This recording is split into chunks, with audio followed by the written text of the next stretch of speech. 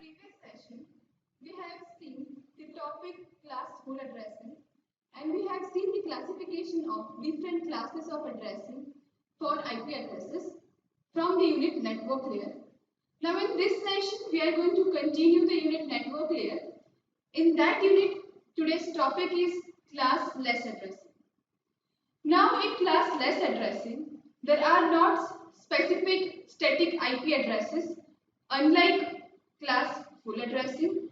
That means here the IP addresses or network addresses are assigned variably according to the network requirement. Here also the subnet mask is not fixed for each and every data transmission. For the network topologies and network requirement, the subnet masks are changed and they are variable for each data transmission. So it is variable according to the network requirement and based on the network topologies. So let's understand what is class-less addressing, what are the differences between class full and class-less addressing, and what is the requirement of class-less addressing. So let's start with that. So first of all, let us understand network address and mask. So as we have seen in the class full addressing, there are basically 5 classes of IP addresses: class A, class B, class C, class D and class E addressing. Class E addressing are reserved for future purpose. For class A to class D, there are static ranges or fixed range based on which IP addresses are assigned. And for commercial purpose, we are using class C addressing, which is starting from 192. So let's say for example, if you are doing 192.168.101.1 IP addresses for your particular device, it indicates that this is the commercial IP address. So what are the different subnet masks for each and every classes, and what is the network address? So let us understand first of all what is network address and mask. So here first is network address. So network address identifies a network on the internet. That means on which network the data is to be sent or from which the data is to be sent. Using this, we can find range of addresses in the network and total possible number of hosts in the network. That means a particular network where there are different nodes, which node has which address and to which data is to be sent. That is to be identified, and what are the number of hosts in a particular network that can be identified using the network address. Now next is mask. So mask is basically a 32-bit binary number that gives the network address in the address block when AND operation is bitwise applied to the mask and IP address of the block. So for class full addressing, there are fixed subnet masks for each and every classes. So let us see which are these subnet masks for classes of different IP addresses. So the default mask in different classes are the first one, that is for class A. It is 255.0.0.0. As we know that for IP addresses, we use decimal notation to indicate the different IP addresses, and we know that we use the dot decimal convention for that. So for class A, the convention, decimal noted convention is 255.0.0.0.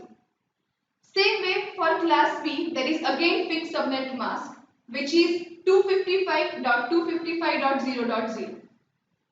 For class C, it is 255.255.255.0, and for class D, it is 255.255.255.255.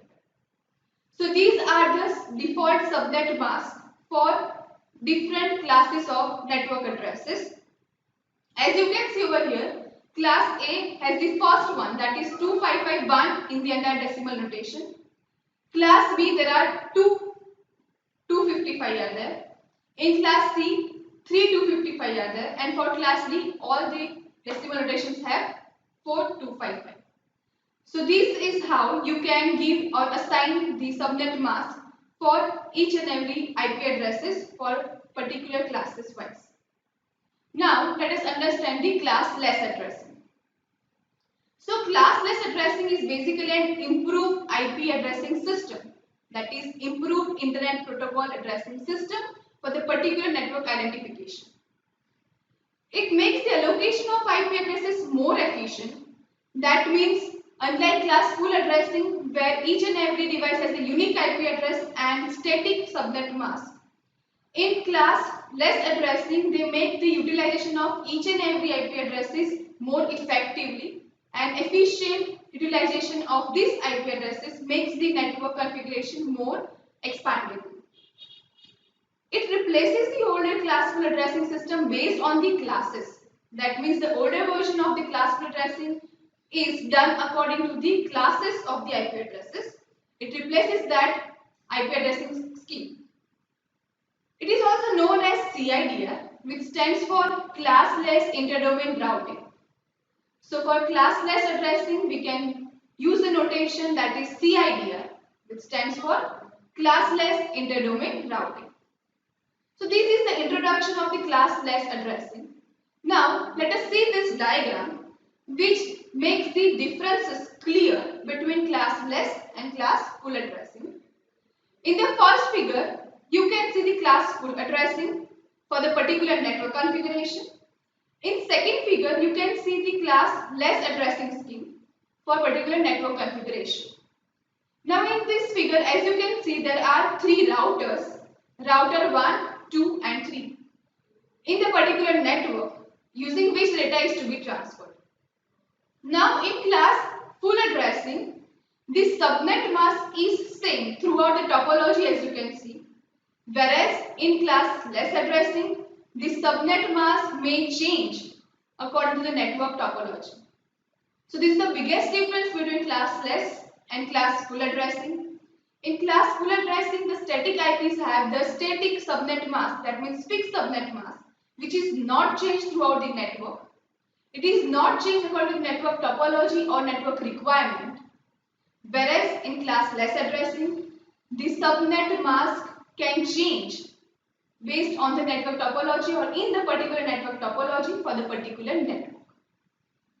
Now let us see some basic differences between class full and class less addressing, which will make your concept more clear about class less addressing and class full addressing. So here the difference between class less routing and class full routing is indicated. Let us consider the first point. So in class full routing, VLMS is not supported. VLMS stands for variable length subnet mask. Here, as we have seen earlier, subnet mask is fixed in class full addressing. There is not change in subnet mask in the particular network topology. So according to that, VLMS is not supported in class full addressing. Same way, on the contrary, in class less routing, VLMS is supported. That means variable length subnet mask is supported. That means the length of the subnet mask is variable according to the network topology in class less routing. Whereas in class full routing, it is constant throughout the network topology. Second point is that in class full routing, it requires more bandwidth because each and every class is wide that need to use fixed subnet mask and it may not change. Whereas in classless routing, it requires less bandwidth because it more effectively utilizes each and every classes of IP addresses. So all the IP addresses are effectively utilized, and using that concept, the bandwidth is less occupied. Third point is that in class full routing, address is divided into three parts, which are network, subnet and host. Whereas in classless routing, they are not divided into three parts, but they are divided into two parts only, subnet and host. Here, the mask is not there because it may change and it is of variable length according to the network topology. So that's why they are divided into two parts only, subnet and host. Now the next point is that in classless routing, CIDR is not supported, where CIDR stands for classless interdomain routing. Whereas in classless routing, CIDR is supported. As we have seen that it stands for CIDR, that means classless routing stands for CIDR, which is classless interdomain routing. So that is supported in classless routing. Now the next point is that in class full routing, the fault can be detected easily. Wherever this case is not same in classless addressing or as classless routing, where to find the fault or to detect the fault is little tough as compared to class full routing. So these are the basic differences between classless and class full routing. And according to the network topology or requirement, static IP address or fixed IP address or fixed subnet mask are used according to the changes in the network. Now, in the next session, we are going to see the last topics of this chapter, that is network layer. We will see different internet protocol layer protocols, which includes ICMP, IGMP, ARP, that means address resolution protocol, RARP, that means reverse address resolution protocols, and we will see how these protocols operate on the network layer. Then we will start the next unit, that is transport layer, which is the fourth layer on the ISOSI reference model. These are the references for this particular presentation.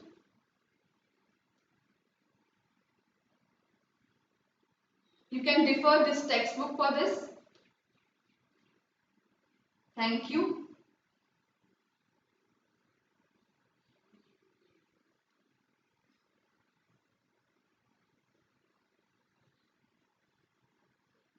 Thank you once again.